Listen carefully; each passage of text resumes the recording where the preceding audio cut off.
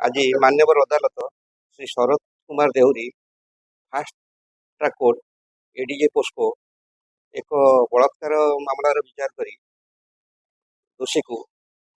ଦୋଷୀ ଜ୍ଞାନରଞ୍ଜନ ଦାସକୁ 20 ବର୍ଷ ସଶ୍ରମ କାରାଦଣ୍ଡ ସହ 5,000 ଟଙ୍କା ଜରିମାନା ଦଣ୍ଡାଦେଶ ଦେଇଛନ୍ତି ଓ ଅନାଦାୟୀ 6 ମାସ ଅଧିକ ଦଣ୍ଡ ଭୋଗିବାକୁ ନିର୍ଦ୍ଦେଶ ଅଛି ଏବଂ ପୀଡ଼ିତାକୁ 7 ଲକ୍ଷ ଟଙ୍କା କମ୍ପାନସେସନ୍ ଦେବା ପାଇଁ ଜିଲ୍ଲା ନ୍ୟାୟିକ ଅଧିକରଣ ସଂସ୍ଥାକୁ ନିର୍ଦ୍ଦେଶ ଦେଇଛନ୍ତି।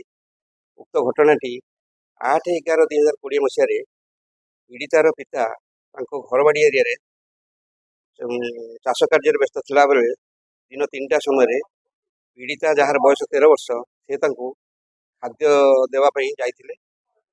ଖାଦ୍ୟ ଦେଇକି ଫେରିଲା ବେଳେ ଆସାମୀ ଜ୍ଞାନରଞ୍ଜନ ଦାସ ତାଙ୍କୁ ତାଙ୍କ ଘର ପାଖକୁ ଡାକି ପଦାରେ ଆଉଟ୍ ହାଉସ୍ରେ ଥିବା ଗୋଟେ ଘରକୁ ଡାକି ଦୁଷ୍କର୍ମ କରିଥିଲା।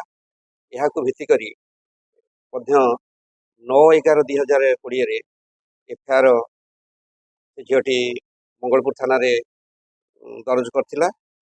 ସେହି କେସ୍ର ବିଚାର କରି 13 ଜଣ ସାକ୍ଷୀଙ୍କ ବୟାନ ଏବଂ ମେଡ଼ିକାଲ ପେପରକୁ ଆଧାର କରି ମାନ୍ୟବର ଅଦାଲତ 376, 3 IPC ଓ 4 ପୋସ୍କୋ ଆକ୍ଟରେ ଦଣ୍ଡ ବିଧାନ କରିଛନ୍ତି।